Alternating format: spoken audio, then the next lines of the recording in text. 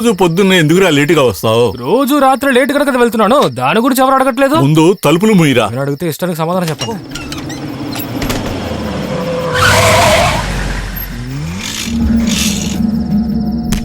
Tipper Vasu అన్నీ అయిపోయినాయి, hotel close చేస్తున్నాం. ఈ హోటల్ని పూర్తిగా క్లోజ్ చేయడానికే వచ్చాను. ఆ హోటల్ వాడు అడిగినప్పుడు నువ్వు ఈ ప్లేస్ని ఇచ్చేస్తుంటే వాడు నీకు తగిన డబ్బు ఇచ్చుండేవాడు కదా. ఇప్పుడు నువ్వు దీన్ని నాకు ఫ్రీగా రాసిచ్చేయాల్సి వస్తోందే. పెద్దాయనా, దీని మీద సంతకం పెట్టి. ఏంటి ఇది? ఈ హోటల్ ఉంది కదా, ఈ స్థలం, ఈ పత్రాలు ఇచ్చిన వాళ్ళకి ఈ స్థలాన్ని నా అంతట నేనే రాసిస్తున్నాను, దానికి అడ్వాన్స్ తీసుకున్నాను అని ఇందులో రాసుంది. చదివి సంతకం పెట్టండి. పెట్టండి, పెట్రా. నా ప్రాణం పోయినా నేను సంతకం పెట్టను.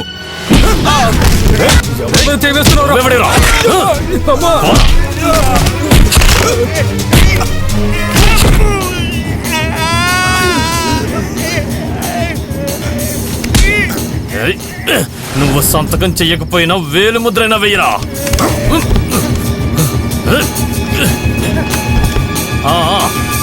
ఇక్కడ దీని గురించి ఎవరితోనైనా చెప్పినా లేక పోలీస్ కంప్లైంట్ ఇచ్చినా నా టిప్పర్ లారీతో గుద్ది చంపేస్తాను. అర్థమైందా?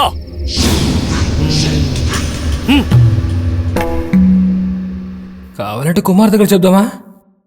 ఇక్కడ జరిగిన సంఘటన మా వాడికి తెలియడానికి వీల్లేదు. అసలు ఏ కొడుకైనా అనుకోవాలి కదా, ఆఖరిసారికైనా నాన్నగారు ముఖాన్ని చూసుకోవాలని. ఏంటి, నేను సాగు బతుకులో ఉన్నానా నీ ఉద్దేశం? నేను ఇప్పటి గురించి అంటలేదు, తర్వాత అంటున్నా. ఈ విషయాన్ని ఖచ్చితంగా హాస్పిటల్ వాళ్ళు పోలీసులకు చెప్తారు. పోలీసులు టిప్పర్ వస్తుని పట్టుకుంటారు. టిప్పర్ వస్తు మిమ్మల్ని వచ్చి ఖాళీ చేస్తాడు. నేను మేడపై నుంచి కింద పడి కాళ్ళు చేతులు విరడానికి అతనికి సంబంధం ఏంటి? అది సరే, టిప్పర్ వస్తు మిమ్మల్ని బెదిరించడం వల్ల మీరు చాలా భయపడిపోయారు కదా. మీరు ఎలా కుమార్కి నాన్నగారులా ఉన్నారు? రేయ్ చందు, పోయినసారి వాడు ఇక్కడికి వచ్చినప్పుడు కాళ్ళు చేతులు పట్టుకుని బతిలాడి వాడిని పంపించా. వాడు అక్కడ ఎలాంటి సమస్యలు గొడవ లేకుండా ప్రశాంతంగా ఉన్నాడు. నాకు ఏమైనా జరిగితే వాడు ఊరికే ఉండడు. వాడు ఇక్కడికి వస్తే లేనిపోని సమస్యలు వస్తాయి. వాడిని చెప్పకూడదు తినమంటావా?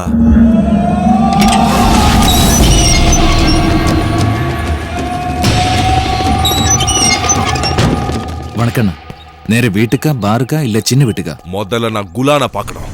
நான் உள்ள போறது காரணமே அவன் தான்டா. வண்டி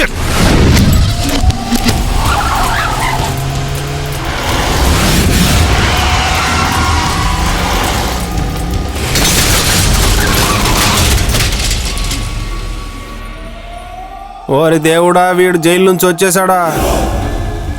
ఎంగడా గులాన్ சொல்றா, அவன் எங்க இருக்கா? ఇలా చూడు ముక్కుపుడ కన్నయ్య, జరిగిందేదో జరిగిపోయింది. అలా కూర్చుని ఒక దోశ తిని అన్ని మర్చిపో. மறக்கணுமா? என்ன 6 மாசம் ஜெயில போட்டாளா குலான்? அவனை நான் மறக்கணுமா? எங்கடா குலான்? தெரியாது தெரியாது தெரியாதா? சத்தியமாயிட்டு தெரியாதா? ஏய் சக்கலிங்கம், அச்சு உடையிடாத கடையில அச்சு தூள் கிளம்புங்க.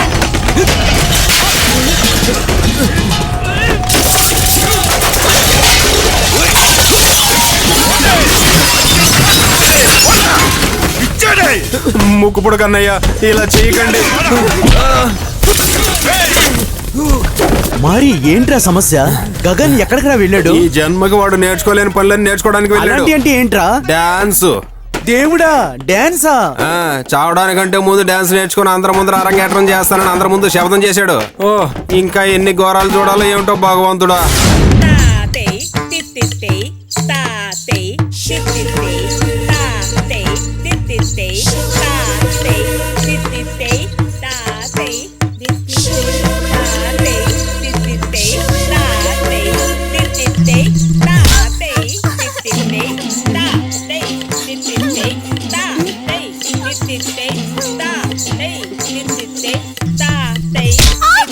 టీచర్ ఇతను నా కాలు మట్టారు. నేనేం తన కాలు తొక్కలేదు. ఏంటక్కడ? నా కాళ్ళు మట్టారు. ఈ అమ్మాయి ఆటం చేతకపోతే నేనేం చేయను? తప్పుగా ఆడిందే ఆ అమ్మాయి కాదు, నువ్వే. టీచర్ మీరే తప్పుగా తాళం వేశారు. నేను ఆడింది కరెక్టే. ఆట రాకపోతే మానేయొచ్చు కదా. ఒక విద్యార్థి తోటి టీచర్ ఎప్పుడు ఇలా మాట్లాడకూడదు. నేను ఇప్పుడిప్పుడే ఎదుగుతున్న కళాకారుణ్ణి. రేపు ఏ స్టేజ్లో ఉంటానో ఎవరికి తెలుసు? గొప్ప నాట్యాచారుని అవ్వచ్చు, వెంపటి చిన్న సత్యం గారి లాగానో, మంజు బార్గే లాగానో, శోభానాయుడు లాగానో ఒక పెద్ద సినిమా హీరో కూడా అవ్వచ్చు. నాట్యం అనేది ఒక మహాసముద్రం లాంటిది.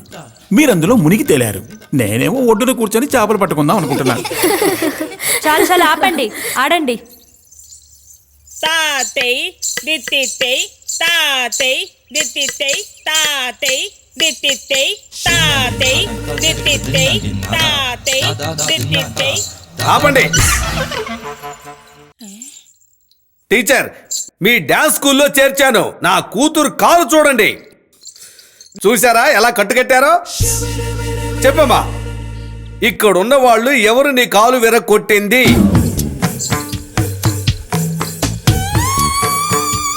అక్కడున్నారు కదా అత్తనే.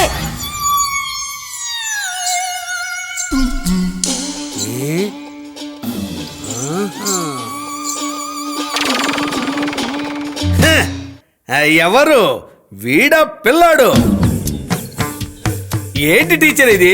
ఏనుగుని తీసుకొచ్చి మేక పిల్లల గుంపు దగ్గర కట్టేశారు. ఇతనికి వేరే పనే లేదా? ఇక్కడికి వచ్చి బఫూన్ వేషాలు వేస్తున్నాడు. మీరు నన్ను పట్టుకొని అంత మాట అనకండి అన్న. మీ అమ్మాయికి భరతనాట్యం నేర్పించి గొప్ప స్థాయిలో చూడాలన్న కోరిక మీకుంది. అవును. అలాంటి కోరికే మా అమ్మ నాన్నకు కూడా ఉండేది. మా అమ్మ కోరిక తీరకుండానే ఆవిడ చనిపోయింది. మా నాన్న బతికుండగానే ఆయన కోరిక నెరవేర్చాలని రాత్రి మౌళ్ళు కష్టపడుతున్నా. ఎంత కాదనుకున్నా మేమందరూ పిల్లలమేగా. పిల్లల్లో ఇటువంటివన్నీ సహజమే కదా. మీరే చూస్తారుగా, ఏదో ఒక రోజు ఈ ప్రపంచంలోనే పెద్ద డాన్సర్ అవుతాను. ఇది సత్యం, ఖచ్చితంగా జరుగుతుంది. ఫోన్ మోగిందిగా. ఏంట్రా? గగను, ఆ ముక్కుపడక రాజా అన్నిటిని పగలగొట్టి ధ్వంసం చేస్తున్నాడు. నువ్వు తొందరగా రా. నేను వెంటనే వస్తాను. టీచర్, ఈ రోజు నాకు లీవ్ కావాలి. నా బిజినెస్ స్పాట్ లో ఒక చిన్న సమస్య, నేను వెళ్ళి సాల్వ్ చేసుకొని వస్తాను. Thank you. అయ్యో, మర్చిపోయాను.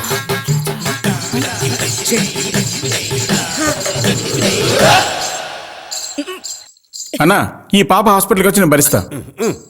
ఇతన్ని ఎక్కడి నుంచి పట్టుకొచ్చారు టీచర్? అన్నా 2 parotta. Hello, Khader ambulance service. ఇదిగో, నువ్వు నీ అంబులెన్స్ తీసుకొని మన ఏరియా మార్కెట్ లో ఉన్న మన షాప్కి వచ్చేయి. త్వరగా వచ్చేయి. 10 నిమిషాలు ఇక్కడ ఉండాలి. Yes, I am on the వే.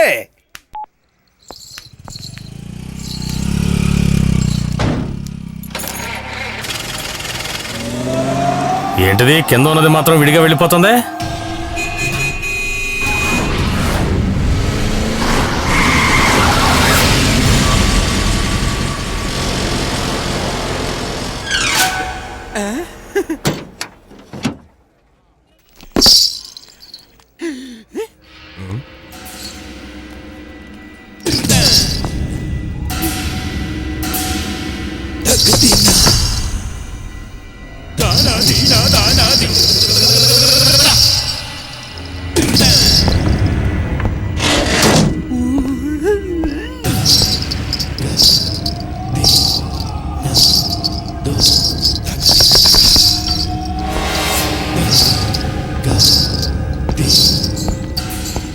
రావడానికి కొంచెం ఆలస్యమైంది.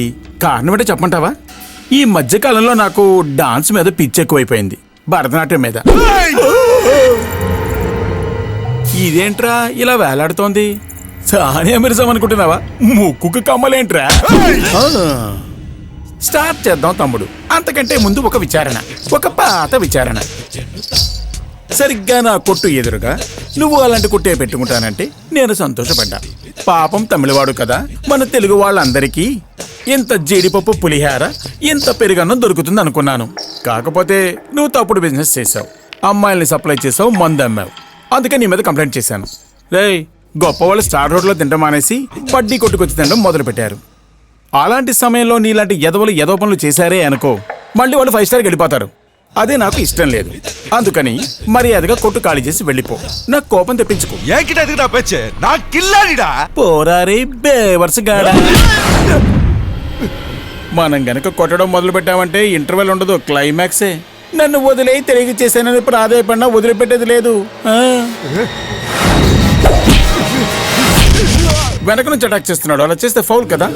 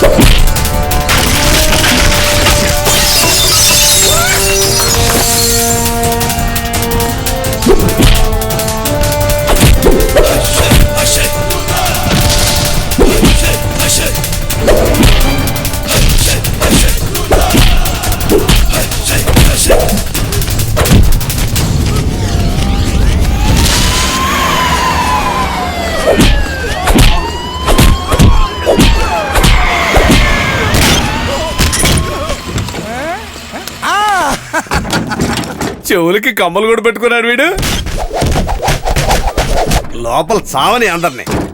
ఎన్ని చెప్పినా సరే గగన్ వచ్చాడంటే సంఘటనే. గగన్ అంటే సంఘటన కాదురా. గగన్కి అసలు సంఘటన లేదు. గగన్ ఒంటరివాడు కాదు. గగన్ అంటే ఓ కుటుంబం కాదు. గగన్ అంటే ఒక ఊరు కాదు. గగన్ అంటే రాజ్యం రా. గగన్ అంటే ఓ కంట్రీ రా. ఒక రాజ్యం.